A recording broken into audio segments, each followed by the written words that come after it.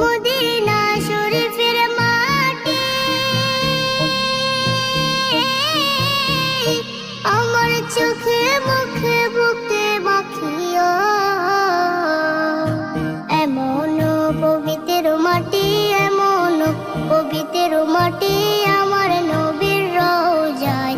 তোমরা যদি যাও গো মদিনায়, তোমরা যদি যাও গো মদিনায়। ইয়া রাসূলুল্লাহ, ইয়া হাবিবাল্লাহ, ইয়া রাসূলুল্লাহ, ইয়া হাবিবাল্লাহ।